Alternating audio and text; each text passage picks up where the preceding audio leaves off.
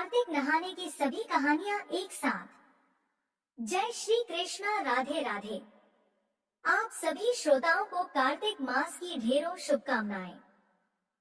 भगवान श्री हरि विष्णु जी की कृपा हम सभी पर सदा सर्वदा बनी रहे, इसी मंगल कामना के साथ आज की वीडियो का शुभारंभ करती हूँ। कार्तिक मास में भगवान विष्णु धरती पर जल में वास करते हैं, इसलिए इस महीने में ब्रह्मा मुहूर्त में स्नान करने का विशेष महत्व है।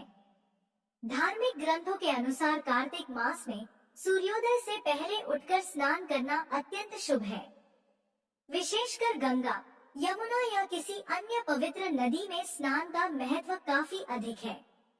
यदि साधक नदी तक नहीं पहुंच सकता हो, तो घर पर ही स्नान कर भगवान विष्णु का ध्यान करना चाहिए। कार्तिक मास में स्नान करने से जीवन में सुख समृद्धि, आरोग्य और मानसिक शांति प्राप्त होती है। शास्त्रों में कहा गया है, कार्तिक स्नान से पूर्व जन्मों के पाप समाप्त हो जाते हैं, अनंत पुण्य मिलता है। इस मास में किए गए धार्मिक अनुष्ठान, स्नान, दान और व्रत से व्यक्ति के जीवन में आध्यात्मिक ऊर्जा का संचार होता है। अब आइए श्रवण करते हैं कार्तिक मास में नित्य नियम से सुनी जाने वाली कहानियाँ, जिसे सुनने मात्र से सभी मनोकामनाएं पूरी होती हैं और भगवान श्री हरि की कृपा प्राप्त होती है। तो आइए सबसे पहले कार्तिक स्नान की कहानी सुनते हैं। एक नगर में एक ब्राह्मण दंपत्ति रहते थे। वे दोनों प्रतिदिन 7 कोस दूर गंगा और यमुना नदी में स्नान करने जाते थे। इतनी दूर आने जाने से ब्राह्मण की पत्नी थक जाती थी। एक दिन उसने अपने पति से कहा कि हमारा एक पुत्र होता तो कितना अच्छा रहता। बेटे की बहू आती तो हमें घर वापस जाने पर खाना बना हुआ मिलता और बहू घर का काम भी कर देती। अपनी पत्नी की बात सुनकर ब्राह्मण ने कहा कि तूने बात तो सही कही है, चल मैं तेरे लिए बहू ला ही देता हूँ। ब्राह्मण ने कहा कि एक पोटली में आटा डालकर कुछ मोहरे रख दे। ब्राह्मण के कहे अनुसार उसने पोटली बांधकर दे दी। पोटली लेकर ब्राह्मण चला गया। ब्राह्मण सफर के दौरान यमुना के किनारे पहुंचा। वहां पर उसे बहुत ही सुंदर लड़कियां दिखाई दी। वे रेत में घर बनाकर खेल रही थी। उनमें से एक लड़की ने कहा कि मैं अपना घर नहीं बिगाड़ूंगी, मुझे तो रहने के लिए ये घर चाहिए।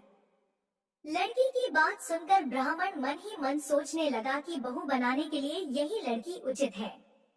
जब वह लड़की जाने लगी तो ब्राह्मण भी उसके पीछे पीछे उसके घर तक चला गया। वहां जाकर ब्राह्मण ने उस लड़की से कहा, बेटी, कार्तिक मास चल रहा है, इसलिए मैं किसी के घर खाना नहीं खाता। मैं अपने साथ आटा लेकर आया हूँ। तुम अपनी माता से पूछो कि क्या वह मेरे लिए आटा छानकर 4 रोटी बना देगी। यदि वह मेरा आटा छानकर रोटी बनाएगी तो मैं वह रोटी खा लूंगा। लड़की ने जाकर अपनी माँ को ये सारी बात बताई। माँ ने कहा, उचित है, जाकर ब्राह्मण देव से कह दो कि वह अपना आटा दे दे, मैं रोटी बना दूंगी। जब वह आटा छानने लगी तो आटे में से मोहरे निकली।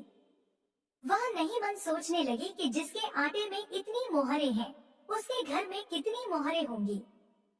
जब ब्राह्मण खाना खाने बैठा तो लड़की की माँ ने उस ब्राह्मण से पूछा, क्या आपका कोई लड़का है और क्या आप उस लड़के की सगाई करने जा रहे हो। यह सुनकर ब्राह्मण ने कहा कि मेरा लड़का तो काशी पढ़ने गया हुआ है, लेकिन यदि तुम कहो तो खांड कटोरे से विवाह करके तेरी बेटी को अपने साथ ले जाऊं। लड़की की माँ ने कहा, ठीक है ब्राह्मण देव। इस पर लड़की की माँ ने लड़की की खांड कटोरे से शादी करके ब्राह्मण के साथ भेज दिया। ब्राह्मण ने घर आकर कहा, रामू की माँ, दरवाजा खोलकर देख, मैं तेरे लिए बहू लेकर आया हूँ। ब्राह्मण की पत्नी भीतर से ही बोली, हमारे तो कोई बेटा बेटी नहीं है, तो बहू कहाँ से लाए। दुनिया ताने मारती थी, अब आप भी मारने लगे। ब्राह्मण ने कहा, तू दरवाजा खोल कर तो देख। जब ब्राह्मणी ने दरवाजा खोला तो सामने बहू को खड़ी देखा। उसने बहू का स्वागत किया और आदर सत्कार से अंदर ले गई। अब जब ब्राह्मण अपनी पत्नी के साथ नदी स्नान करने जाता तो पीछे से बहू घर का सारा काम करके और खाना बनाकर रखती थी। वह उनके कपड़े धोती और रात को हाथ पैर भी दबाती थी। इस तरह बहुत दिन बीत गए। ब्राह्मणी ने अपनी बहू से कहा कि बहू कभी भी चूल्हे की आग मत बुझने देना और मटके का पानी खत्म मत होने देना। परंतु एक दिन दुर्भाग्यवश चूल्हे की आग बुझ गई। यह देखकर बहू घबरा गई और भागी भागी अपनी पड़ोसन के पास गई और कहा कि मेरे चूल्हे की आग बुझ गई है, मुझे थोड़ी सी आग चाहिए। मेरे सास ससुर सुबह 5 बजे से गए हुए हैं। वह थके हुए घर आएंगे, इसलिए मुझे उनके लिए खाना बनाना है। यह सुनकर पड़ोसन ने कहा कि तू तो बावली है, तुझे यह दोनों मिलकर पागल बना रहे हैं, क्योंकि इनके कोई पुत्र नहीं है। ये दोनों तो निसंतान है। बहू ने कहा नहीं, ऐसा मत बोलो, इनका बेटा तो बनारस काशी में पढ़ने गया हुआ है। इस पर पड़ोसन ने कहा कि यह तुझे झूठ बोल कर लाए हैं। मेरी बात सच मान, इनके कोई बेटा नहीं है। अब बहू पड़ोसन की बातों में आ गई और कहने लगी कि अब आप ही बताओ मैं क्या करूं। पड़ोसन ने कहा कि करना क्या है, जब तुम्हारे सास ससुर आए तो जली हुई रोटियां बना कर देना और बिना नमक की दाल बना कर देना। खीर की कड़छी दाल में और दाल की कड़छी खीर में डाल देना। पड़ोसन ने उसे अच्छे से सिखा पढ़ा दिया। फिर जब उसके सास ससुर घर आए तो उसने न तो उनका आदर सत्कार किया, न ही उनके कपड़े धोए। जब उसने सास ससुर को खाना दिया तो सास बोली, बहू आज यह रोटियां जली हुई क्यों है और दाल भी अलूनी है। तब बहू ने पलटकर कहा कि एक दिन ऐसा खाना खा लोगे तो कुछ बिगड़ नहीं जाएगा तुम्हारा। सास ससुर को खरी खोटी सुनाकर वह फिर से पड़ोसन के पास गई और बोली कि अब आगे क्या करना है। पड़ोसन ने कहा कि अब तुम सातों कोठों की चाबी मांग लेना। अगले दिन जब सास ससुर स्नान करने के लिए जाने लगे तो बहू अड़ गई कि मुझे तो सातों कोठों की चाबी चाहिए। तब ससुर ने कहा कि इसे चाबी दे दो। तब सास ने बहू को चाबी दे दी। सास ससुर के जाने के बाद जब बहू ने दरवाजे खोले तो देखा कि किसी में अन्न भरा है तो किसी में धन भरा है और किसी कोठे में बर्तन पड़े हैं। जब उसने सबसे ऊपर का 7वां कोठा खोला तो देखा कि शिवजी, पार्वती माता, गणेश जी, लक्ष्मी माता जी, पीपल पटवारी, कार्तिक के ठाकुर, राई दामोदर, तुलसी जी का बिड़वा, गंगा यमुना और 33 कोटि देवी देवता विराजमान है। वहीं पर एक लड़का चंदन की चौकी पर बैठा माला जप रहा है। यह सब देखकर उसने लड़के से पूछा कि तुम कौन हो। तब लड़का बोला कि मैं तेरा पति हूँ, अभी दरवाजा बंद कर दे। जब मेरे माता पिता आएंगे तब दरवाजा खोलना। यह सब देखकर बहू बहुत खुश हुई और 16 श्रृंगार कर सुंदर वस्त्र पहनकर अपने सास ससुर का इंतजार करने लगी। उसने अपने सास ससुर के लिए अच्छे अच्छे पकवान बनाए। जब उसके सास ससुर घर पर आए तो उसने उनका आदर सत्कार किया और प्रेम पूर्वक खाना खिलाया और हाथ पैर दबाने लगी। पैर दबाते दबाते बहू ने कहा कि सासू माँ, आप इतनी दूर गंगा यमुना स्नान करने के लिए जाती हो तो आप थक जाती हो, इसलिए आप घर पर ही स्नान क्यों नहीं करती हो। यह सुनकर सास कहने लगी कि बेटी, गंगा यमुना घर पर तो नहीं बहती है। तब उसने कहा, हाँ माँ जी बहती है, चलो मैं आपको दिखाती हूँ। जब बहू ने 7वां कोठा खोलकर दिखाया तो उसमें शिव जी, पार्वती जी, गणेश जी, लक्ष्मी जी, पीपल पटवारी, कार्तिक के ठाकुर, राई दामोदर, तुलसी जी का बिड़वा, गंगा यमुना बह रही है और 33 कोटि देवी देवता विराजमान है। वही चौकी पर बैठा एक लड़का माला जप रहा है। माँ ने उसे देखकर कहा कि बेटा तू कौन है। लड़का बोला, माँ मैं तेरा बेटा हूँ। तब ब्राह्मणी ने पूछा कि तू कहाँ से आया है। लड़के ने जवाब दिया कि मुझे कार्तिक देव ने भेजा है। माँ ने कहा, बेटा यह संसार कैसे मानेगा कि तू मेरा बेटा है। तब माँ ने कुछ विद्वान पंडितों से मदद मांगी। पंडितों ने कहा, इस पार बहू बेटा खड़े हो जाएं और उस पार माँ खड़ी हो जाए। माँ चमड़े की अंगियां पहनी हो और छाती में से दूध की धार निकलकर बेटे की दाढ़ी मूछ भीगे और पवन पानी से गठजोड़ा बंधे, तब मानेंगे कि यह इस माँ का ही बेटा है। फिर क्या था, उसने ऐसा ही किया। चमड़े की अंगियां फट गई और छाती में से दूध की धार निकलकर बेटे की दाढ़ी मूंछ भीग गई। पवन पानी से बहू बेटे का गठजोड़ बंध गया। यह सब देखकर ब्राह्मण और उसकी पत्नी की खुशी का ठिकाना न रहा। तो यह थी कार्तिक स्नान की कथा।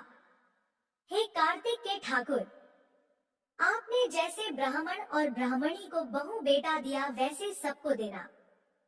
कार्तिक मास की कथा कहने, सुनने और हुंकारा भरने वाले सब पर कृपा करना। अब आइए श्रवण करते हैं कार्तिक मास में नित्य नियम से सुनी जाने वाली बूढ़े ससुर और 7 बहुओं की कहानी। एक समय की बात है, किसी नगर में एक बूढ़ा व्यक्ति रहता था और उसकी 7 बहुएं थी। एक बार कार्तिक का महीना आया और उसने अपनी बहुओं से कहा कि मैं कार्तिक का स्नान करूंगा, क्या तुम सब इसे निभा दोगी? 7 में से 6 बहुओं ने मना कर दिया, लेकिन बड़ी बहू ने कहा कि मैं निभा दूंगी। बूढ़ा हर रोज सुबह उठता और नदी पर स्नान कर घर आता। गीली धोती को वह बड़ी बहू के आंगन में सुखा देता। जैसे जैसे उस गीली धोती में से पानी की बूंदें जमीन पर गिरती, वैसे ही वह हीरे मोतियों में बदल जाती। धोती से हीरे मोती गिरते देख बाकी 6 बहुओं से रहा नहीं गया और वे बोली कि हम भी ससुर जी को अपने यहाँ नहाने को बोलते हैं। उन्होंने कहा कि पिताजी, आप कल से हमारे यहाँ कार्तिक नहा लेना। बूढ़े ने कहा कि ठीक है, मुझे तो नहाना ही है, मैं तुम्हारे यहाँ नहा लूंगा। बूढ़ा सुबह सवेरे स्नान करके आया और धोती उसने दूसरी बहू के आंगन में सुखाने के लिए डाल दी, लेकिन यहाँ हीरे मोती की बजाय कीचड़ टपकने लगा।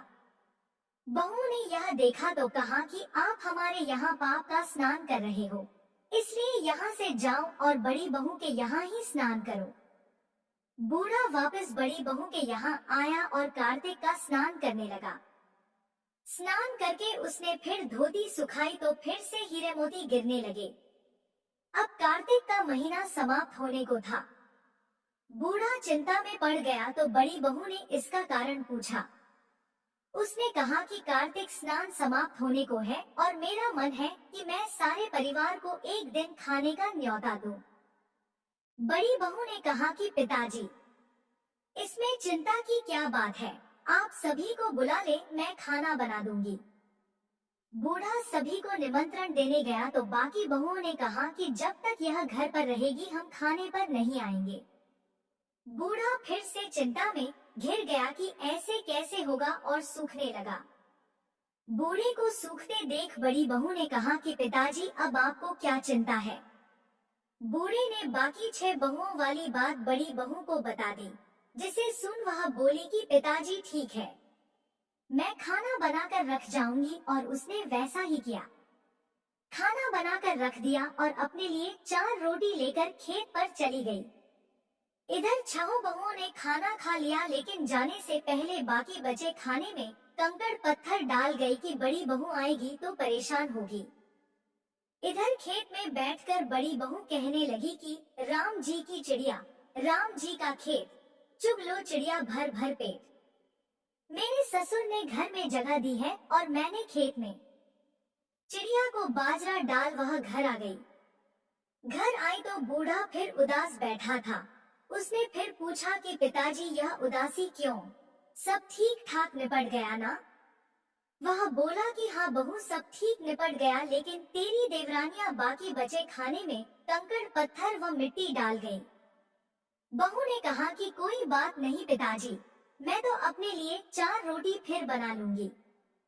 बहू अपने ससुर से बात कर घर के भीतर जाकर खाने को देखती है तो वह हैरान रह जाती है, क्योंकि वह देखती है कि जिस खाने में सभी बहुओं ने कंकड़ पत्थर डाला था वह हीरे मोती में बदल गए हैं। घर की जगह महल खड़ा हो गया है और धन दौलत से भर गया है। अन्न के भंडार घर में भरे पड़े हैं। वह अपने ससुर को बुलाकर कहती है कि पिताजी, आपने तो कहा था कि मेरे लिए कुछ नहीं बचा है, लेकिन यहाँ तो हीरे मोतियों के भंडार भर गए हैं। पूरे घर में धन की वर्षा हो रही है। साधारण सा घर महल में बदल गया है। बूढ़ा सब चीजों को देखकर बोला कि बेटी, तुमने सच्चे मन से कार्तिक स्नान निभाया था, लेकिन बाकी बहुओं ने पापी मन से इसे निभाया। इसलिए कार्तिक देवता तुमसे प्रसन्न हुए और यह फल दिया। हे कार्तिक देवता, जैसे आपने बड़ी बहू की सुनी, वैसे ही आप सभी की सुना। अब सुनिए कार्तिक मास में नित्य नियम से सुनी जाने वाली बुढ़िया माई और हनुमान जी की कहानी। किसी गांव में एक बुढ़िया रहती थी और उसका एक बेटा व बहू भी साथ रहते थे। कार्तिक का महीना आया तो बुढ़िया ने बेटे से कहा कि वह कार्तिक स्नान के लिए जाएगी और 1 महीना वहीं रहेगी। यह सुन उसके बेटे ने अपनी पत्नी से कहा कि माँ के लिए 30 लड्डू बनाकर दे दो, ताकि वह पूजा पाठ कर कुछ खा सके। बहू ने गुस्से में आकर 30 लड्डू बनाकर दे दिए। बुढ़िया नदी किनारे कार्तिक स्नान को गई और वहीं एक किनारे पर झोपड़ी बनाकर रहने लगी। बुढ़िया रोज सवेरे उठकर स्नान करती और जैसे ही एक लड्डू निकालकर खाने लगती, तो हनुमान जी बंदर के रूप में आते तो बुढ़िया वह लड्डू खुशी से बंदर को दे देती। इस तरह से कार्तिक का पूरा महीना बीत गया और सभी 30 लड्डू हनुमान जी बंदर के रूप में खा गए। कार्तिक का महीना समाप्त होने पर बुढ़िया वापस जाने को तैयार हुई तो हनुमान जी प्रकट हो गए। उन्होंने बुढ़िया की उस कुटिया की जगह पर एक आलीशान महल बनवा दिया। बुढ़िया का पूरा महल धन दौलत से भर गया। उसकी काया निरोगी हो गई। अन्न के भंडार से महल भर गया। इतना सब होने पर वह धूमधाम से अपने बेटे के पास गई।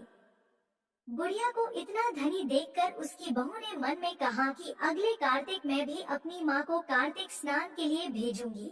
और अगला कार्तिक आने पर उसने अपनी माँ को कार्तिक स्नान के लिए कहा। पूरे 30 लड्डू घी व बहुत सा मेवा डालकर अपनी माँ के लिए बना कर दिए। माँ कार्तिक स्नान के लिए गई और जैसे ही सुबह सवेरे नहाकर लड्डू खाने लगती, तो हनुमान जी बंदर का रूप धरकर उसके सामने बैठ जाते, तो वह पत्थर मारकर उन्हें भगा देती और कहती कि इससे मेरा खुद का पेट नहीं भरा तो तुम्हें कैसे दूं? उसका रोज का यही क्रम 30 दिन तक चलता रहा। कार्तिक का महीना समाप्त हुआ तो हनुमान जी फिर से प्रकट हुए और उन्होंने बहू की माँ की कुटिया को कूड़े कचरे में बदल दिया और माँ को डूकर बना दिया। कार्तिक महीना समाप्त होने पर बहू ने भी अपने पति से कहा कि कार्तिक का महीना खत्म हो गया है, आप मेरी माँ को गाजे बाजे के साथ लेकर आओ। लड़का अपनी सास को गाजे बाजे के साथ लेने गया तो वहाँ देखता है कि कुटिया की जगह कूड़े का ढेर लगा है और उस पर उसकी सास डूकर बनकर बैठी है।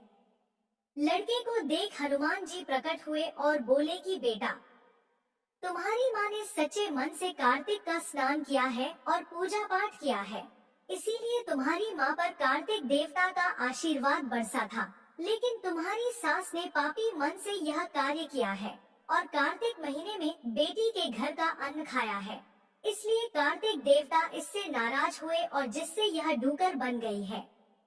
कहानी के बाद हाथ जोड़कर कहना चाहिए कि हे कार्तिक देवता, जैसे आप लड़के की माँ पर बरसे वैसे ही आप सभी पर बरसना। किसी गांव में एक बुढ़िया रहती थी और वह कार्तिक का व्रत रखा करती थी। उसके व्रत खोलने के समय कृष्ण भगवान आते और एक कटोरा खिचड़ी का रखकर चले जाते थे। बुढ़िया के पड़ोस में एक औरत रहती थी। वह हर रोज यह देखकर ईर्ष्या करती कि इसका कोई नहीं है, फिर भी इसे खाने के लिए खिचड़ी मिल ही जाती है। एक दिन कार्तिक महीने का स्नान करने बुढ़िया गंगा गई। पीछे से कृष्ण भगवान उसका खिचड़ी का कटोरा रख कर चले गए।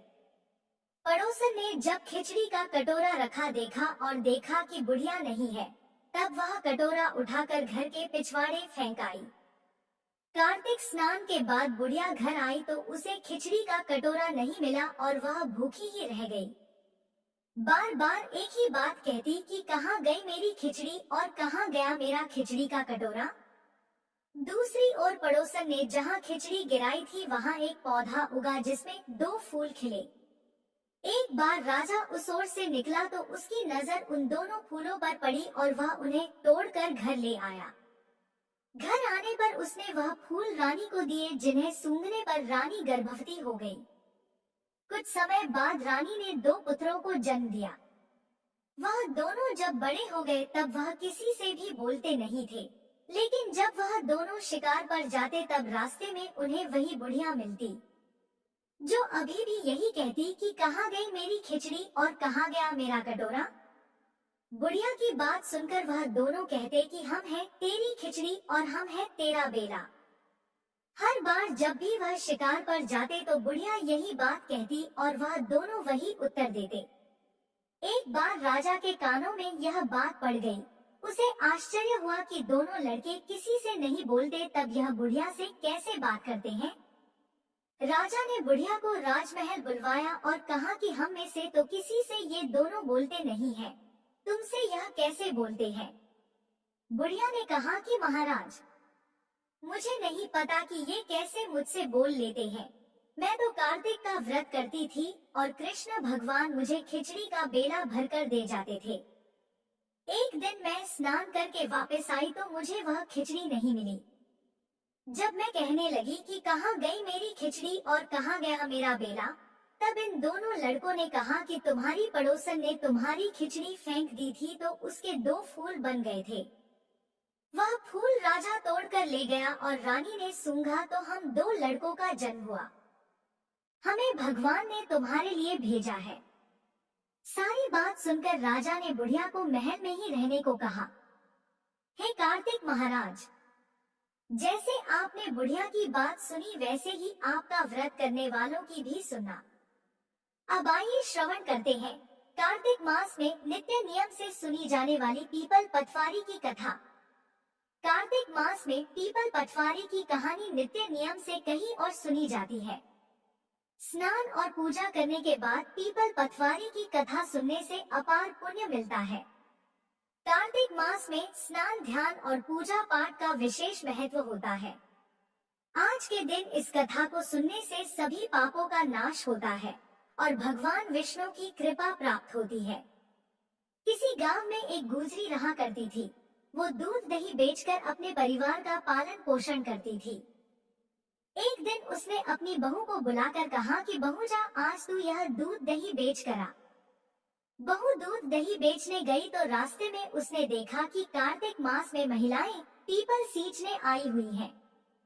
वो उन्हें देखकर बैठ गई और उन महिलाओं से पूछने लगी कि तुम लोग यह क्या कर रही हो। उन औरतों ने कहा कि हम पीपल महादेव की पटवारी सींच रहे हैं। बहू ने फिर पूछा कि अच्छा, ऐसा करने से क्या होता है। तब औरतों ने बताया कि ऐसा करने से अन्न धन की प्राप्ति होती है। अगर किसी का पति वर्षों से बिछड़ा हुआ है तब वह मिल जाता है। औरतों की सारी बात सुनकर वह गुजरी की बहू बोली कि तुम तो पानी से सींच रही हो, मैं तो दूध दही से सींचूंगी।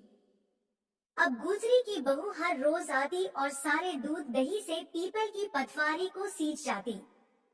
उसकी सास उससे वापस लौटने पर हर रोज पैसों के बारे में पूछती तो बहू कह देती थी कि माजी कार्तिक का महीना समाप्त होने दो, तब मैं सारे पैसे लाकर दे दूंगी। कार्तिक का महीना पूरा होने पर पूर्णिमा आ गई। तब वह गुजरी की बहू पीपल की पटवारी के पास धरना देकर बैठ गई।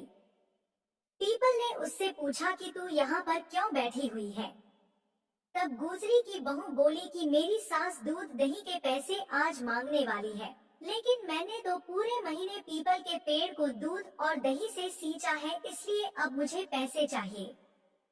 पीपल ने कहा मेरे पास पैसे नहीं है, यह भाटे डंडे पत्ते और पान पड़े हैं, यह सब ले जा और गुल्लक में ले जाकर रख देना। बहू घर पहुंची और उसने वैसा ही किया जैसे पीपल देव ने कहा था। घर जाने पर सास ने पूछा कि बहू बता पैसे लाई या नहीं। बहू कहने लगी माजी लाई हूँ और मैंने गुल्लक में रख भी दिए हैं। सास ने गुल्लक खोलकर देखा तो उसकी आंखें खुली की खुली रह गई। गुल्लक में हीरे मोती जगमगा रहे थे, सारे सूखे पत्ते धन में बदल गए थे, जिन्हें देखकर सास कहने लगी अरे बहू, इतना धन कहाँ से लाई है। बहू सीधी साधी थी, उसने अपनी सास को सारी बातें सच सच बता दी कि उसने तो दूध दही से पीपल की पटवारी सींच दी थी और पैसे मांगने पर पीपल ने पत्ते डंडे और भाटे दे दिए थे। और वह गुल्लक में रखने से हीरे मोती बन गए। अब बहू की बात सुनकर सास बोली कि बहू, तब तो मैं भी पीपल की पथवारी सींचने जाऊंगी। अब सास दूध दही तो बेच आती, उसके बाद दूध दही की हांडी धोकर पीपल की पथवारी में रखाती थी। घर आकर वह अपनी बहू से कहती कि बहू चल तू मुझसे पैसे मांग। बहू कहती कि मान जी, कभी बहू भी सास से पैसे मांगती है क्या? फिर सास के बार बार कहने पर आखिरकार बहू ने सास को पैसे लाने के लिए कहा, तो सास एक दिन पीपल के पास धरना देकर बैठ गई। पीपल ने सास को भाटे, पत्ते, डंडे और पान दे दिए और सास ने घर आकर गुल्लक में वह सब ले जाकर रख दिए। सास के कहने पर बहू ने गुल्लक फोड़ी तो देखा कि उसमें तो कीड़े मकोड़े चल रहे थे। बहू ने सास से पूछा कि माँ जी यह सब क्या है? सास कीड़ों को देखकर गांव की महिलाओं से बोली कि पीपल पथवारी ने मेरी बहू को धन दिया, लेकिन मुझे कीड़े क्यों दिए? इस पर सभी औरतें बोली कि तुम्हारी बहू ने सब कुछ सच्चे मन से किया था, लेकिन तुमने धन के लालच में आकर यह सब किया। इसलिए हाथ जोड़कर इस कथा के अंत में कहना चाहिए कि हे पथवारी माता, जैसा आपने बहू को दिया वैसा ही अपने भक्तों को देना। इस कथा को कहते सुनते और हुंकारा भरते सभी भक्तों को देना। अब आइए श्रवण करते हैं कार्तिक मास में सुनी जाने वाली इल्ली और घुन की कहानी। एक इल्ली और घुन था। इल्ली बोली आओ घुन कार्तिक स्नान करे। घुन बोला तू ही कार्तिक स्नान कर ले, मैं तो नहीं करूँगा। घुन की बात सुनकर इल्ली तो राजा की लड़की के पल्ले से लगकर कार्तिक स्नान कर लेती है, लेकिन घुन ने इल्ली के कहने से कार्तिक स्नान नहीं किया। कुछ दिनों बाद दोनों मर गए। बाद में इल्ली ने कार्तिक स्नान के पुण्य के कारण राजा के घर जन्म लिया और घुन राजा के घर गधा बन गया। राजा ने अपनी बेटी का विवाह कर दिया। बेटी ससुराल जाने लगी तो उसने अपनी पालकी रुकवा दी, तो राजा ने पूछा क्या हुआ बेटी? तो लड़की बोली पिताजी मुझे ये गधा चाहिए। तब राजा बोला बेटी तूने ये क्या मांगा? मांगना था तो धन दौलत ले ले, पर तू इसका क्या करेगी? लेकिन लड़की नहीं मानी और बोली नहीं, मुझे तो यही चाहिए। गधे को रथ से बांध दिया गया। महल में पहुंचने पर गधे को महल के नीचे बांध दिया गया। जब लड़की नीचे उतरती तो गधा कहता मुझे पानी पिला दे। तब लड़की ने कहा मैंने पहले ही कहा था कार्तिक स्नान कर ले, पर तब तूने कहा था मैं तो बाजरा खाऊंगा और ठंडा ठंडा पानी पीऊंगा। लड़की और गधे को बात करते हुए उसकी देवरानी जेठानी सुन लेती है। वह दोनों अपने देवर के पास गई और बोली कि ये तुम किस जादूगरनी को ब्याह कर लाए हो? यह तो जानवरों से बात करती है। अपनी भाभियों की बात सुनकर लड़का बोला कि मैं जब अपने कानों से सुनूंगा और आंखों से देखूंगा तब ही मानूंगा। अगले दिन वह सीढ़ी पर छिपकर बैठ गया। उसकी पत्नी आई और गधे ने उससे फिर वही बात कही, जिस पर रानी ने भी वही जवाब दिया। यह सब देख वह राजकुमार तलवार निकालकर सामने आया और बोला कि तुम जानवरों से कैसे बात कर सकती हो? बताओ कि तुम कौन हो?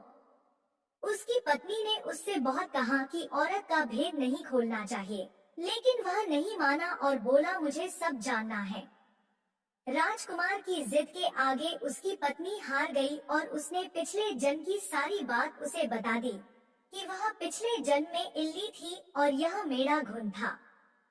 इससे मैंने कार्तिक नहाने को कहा, लेकिन इसने मना कर दिया, जिसके परिणाम स्वरूप यह इस जन्म में गधा बन गया और मैं राजा की बेटी के पल्ले से लगकर कार्तिक स्नान कर लेती थी, जिसकी वजह से मैं राजकुमारी के रूप में पैदा हुई।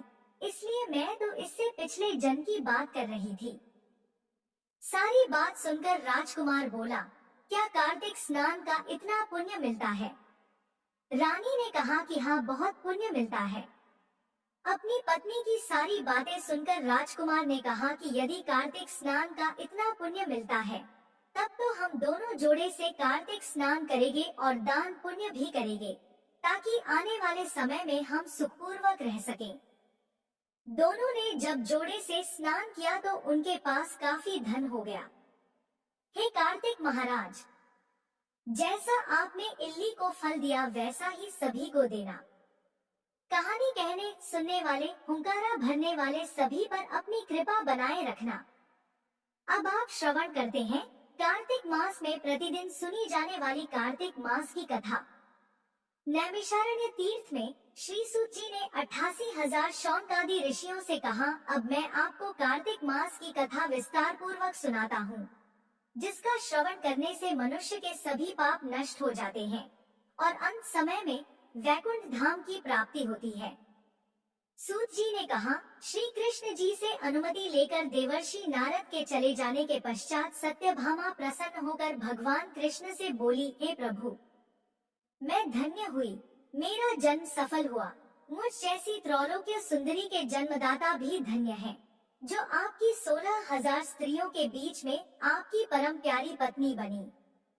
मैंने आपके साथ नारद जी को वह कल्पवृक्ष आदिपुरुष विधि पूर्वक दान में दिया, परंतु वही कल्पवृक्ष मेरे घर लहराया करता है। यह बात मृत्युलोक में किसी स्त्री को ज्ञात नहीं है। हे त्रिलोकीनाथ, मैं आपसे कुछ पूछने की इच्छुक हूँ। आप मुझे कृपया कार्तिक महात्म्य की कथा विस्तार पूर्वक सुनाइए, जिसको सुनकर मेरा हित हो और जिसके करने से कल्प पर्यंत भी आप मुझसे विमुख न हो। सूत जी आगे बोले, सत्यभामा के ऐसे वचन सुनकर श्री कृष्ण ने हंसते हुए सत्यभामा का हाथ पकड़ा और अपने सेवकों को वहीं रुकने के लिए कहकर विलासयुक्त अपनी पत्नी को कल्पवृक्ष के नीचे ले गए। फिर हंसकर बोले, हे प्रिय, 16,000 रानियों में से तुम मुझे प्राणों के समान प्यारी हो। तुम्हारे लिए मैंने इंद्र एवं देवताओं से विरोध किया था। हे कांते, जो बात तुमने मुझसे पूछी है उसे सुनो। एक दिन मैंने तुम्हारी इच्छा पूर्ति के लिए गरुड़ पर सवार होकर इंद्रलोक जाकर कल्पवृक्ष मांगा। इंद्र द्वारा मना किए जाने पर इंद्र एवं गरुड़ में घोर संग्राम हुआ और गौलोक में भी गरुड़ जी गौओं से युद्ध किया। गरुड़ की चोंच की चोट से उनके कान एवं पूंछ कटकर गिरने लगे, जिससे 3 वस्तुएं उत्पन्न हुई। कान से तंबाकू, पूंछ से गोभी और रक्त से मेहंदी बनी। इन तीनों का प्रयोग करने वाले को मोक्ष नहीं मिलता। तब गौओं ने भी क्रोधित होकर गरुड़ पर वार किया, जिससे उनके 3 पंख टूटकर गिर गए। इनके पहले पंख से नीलकंठ, दूसरे से मोर और तीसरे से चकवाचकवी उत्पन्न हुए। हे प्रिय, इन तीनों का दर्शन करने मात्र से ही शुभ फल प्राप्त हो जाता है। यह सुनकर सत्यभामा ने कहा, हे प्रभु, कृपया मुझे मेरे पूर्व जन्मों के विषय में बताइए कि मैंने पूर्व जन्म में कौन कौन से दान, व्रत व जप नहीं किए हैं। मेरा स्वभाव कैसा था, मेरे जन्मदाता कौन थे और मुझे मृत्युलोक में जन्म क्यों लेना पड़ा। मैंने सा कौन सा पुण्य कर्म किया था जिससे मैं आपकी अर्धांगिनी हुई।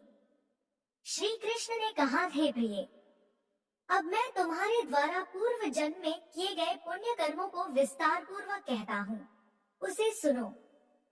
पूर्व समय में सतयुग के अंत में मायापुरी में अत्रि गोत्र में वेद वेदांत का ज्ञाता देव शर्मा नामक एक ब्राह्मण निवास करता था। वह प्रतिदिन अतिथियों की सेवा, हवन और सूर्य भगवान का पूजन किया करता था। वह सूर्य के समान तेजस्वी था। वृद्धावस्था में उसे गुणवती नामक कन्या की प्राप्ति हुई। उस पुत्रहीन ब्राह्मण ने अपनी कन्या का विवाह अपने ही चंद्र नामक शिष्य के साथ कर दिया। वह चंद्र को अपने पुत्र के समान मानता था और चंद्र भी उसे अपने पिता की भांति सम्मान देता था। एक दिन वे दोनों पुष्प समिधा लेने के लिए जंगल में गए। जब वे हिमालय की तलहटी में भ्रमण कर रहे थे, तब उन्हें एक राक्षस आता हुआ दिखाई दिया। उस राक्षस को देखकर भय के कारण उनके अंग शिथिल हो गए और वे वहां से भागने में भी असमर्थ हो गए। तब उस काल के समान राक्षस ने उन दोनों को मार डाला। चूंकि वे धर्मात्मा थे, इसलिए मेरे पार्षद उन्हें मेरे वैकुंठ धाम में मेरे पास ले आए।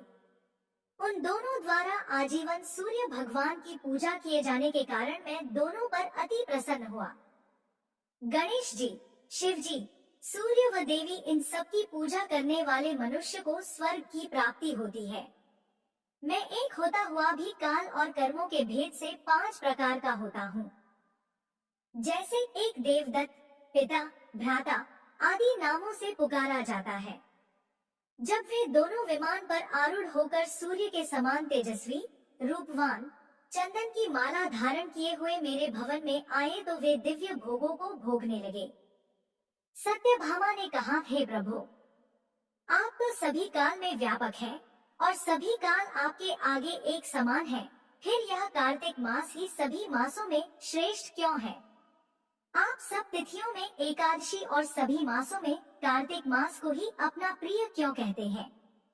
इसका कारण बताइए। भगवान श्री कृष्ण ने कहा, हे भामिनी, तुमने बहुत अच्छा प्रश्न किया है। मैं तुम्हें इसका उत्तर देता हूँ, ध्यान पूर्वक सुनो। इसी प्रकार एक बार महाराज बेन के पुत्र राजा पृथु ने प्रश्न के उत्तर में देवर्षि नारद से प्रश्न किया था और जिसका उत्तर देते हुए नारद जी ने उसे कार्तिक मास की महिमा बताते हुए कहा, हे राजन, एक समय शंख नाम का एक राक्षस बहुत बलवान एवं अत्याचारी हो गया था। उसके अत्याचारों से तीनों लोकों में त्राहि त्राहि मच गई। उस शंखासुर ने स्वर्ग में निवास करने वाले देवताओं पर विजय प्राप्त कर इंद्रादि देवताओं एवं लोकपालों के अधिकारों को छीन लिया। उससे भयभीत होकर समस्त देवता अपने परिवार के सदस्यों के साथ सुमेरु पर्वत की गुफाओं में बहुत दिनों तक छिपे रहे। तत्पश्चात वे निश्चिंत होकर सुमेरु पर्वत की गुफाओं में ही रहने लगे। उधर जब शंखासुर को इस बात का पता चला कि देवता आनंद पूर्वक सुमेरु पर्वत की गुफाओं में निवास कर रहे हैं, तो उसने सोचा किसी कोई दिव्य शक्ति अवश्य है जिसके प्रभाव से अधिकारहीन यह देवता अभी भी बलवान है। सोचते सोचते वह इस निर्णय पर पहुंचा कि वेद मंत्रों के बल के कारण ही देवता बलवान हो रहे हैं। यदि इनसे वेद छीन लिए जाएं तो वे बलहीन हो जाएंगे। सा विचार कर शंखासुर ब्रह्मा जी के सत्यलोक से शीघ्र ही वेदों को हर लाया। उसके द्वारा ले जाए जाते हुए भय से उसके चंगुल से निकल भागे और जल में समा गए। शंखासुर ने वेद मंत्रों तथा बीज मंत्रों को ढूंढते हुए सागर में प्रवेश किया, परंतु न तो उसको वेद मंत्र मिले और न ही बीज मंत्र। जब शंखासुर सागर से निराश होकर वापस लौटा तो उस समय ब्रह्मा जी पूजा की सामग्री लेकर सभी देवताओं के साथ भगवान विष्णु की शरण में पहुँचे और भगवान को गहरी निद्रा से जगाने के लिए गाने बजाने लगे और धूप गंध आदि से बारंबार उनका पूजन करने लगे। धूप, दीप, नैवेद्य आदि अर्पित किए जाने पर भगवान की निद्रा टूटी और वह देवताओं सहित ब्रह्मा जी को अपना पूजन करते हुए देखकर बहुत प्रसन्न हुए तथा कहने लगे, मैं आप लोगों के इस कीर्तन एवं मंगलाचरण से बहुत प्रसन्न हूँ। आप अपना अभीष्ट वरदान मांगिए, मैं अवश्य प्रदान करूँगा। जो मनुष्य आश्विन शुक्ल की एकादशी से देवोत्थान एकादशी तक ब्रह्म मुहूर्त में उठकर मेरी पूजा करेंगे, उन्हें तुम्हारी ही भांति मेरे प्रसन्न होने के कारण सुख की प्राप्ति होगी। आप लोग जो पाद्य, अर्घ्य, आचमन और जल आदि सामग्री मेरे लिए लाए हैं, वे अनंत गुणों वाली होकर आपका कल्याण करेगी। शंखासुर द्वारा हरे गए संपूर्ण वेद जल में स्थित है। मैं सागर पुत्र शंखासुर का वध करके उन वेदों को अभी लाए देता हूँ। आज से मंत्र बीज और वेदों सहित मैं प्रतिवर्ष कार्तिक मास में जल में विश्राम किया करूँगा। अब मैं मत्स्य का रूप धारण करके जल में जाता हूँ। तुम सब देवता भी मुनीश्वरों सहित मेरे साथ जल में आओ। इस कार्तिक मास में जो श्रेष्ठ मनुष्य प्रातः काल स्नान करते हैं, वे सब यज्ञ के अवभृत स्नान द्वारा भली भांति नहा लेते हैं।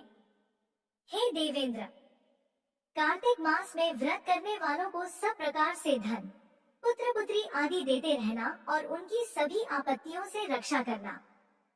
हे धनपति कुबेर, मेरी आज्ञा के अनुसार तुम उनके धन धान्य की वृद्धि करना, क्योंकि इस प्रकार का आचरण करने वाला मनुष्य मेरा रूप धारण करके जीवन मुक्त हो जाता है।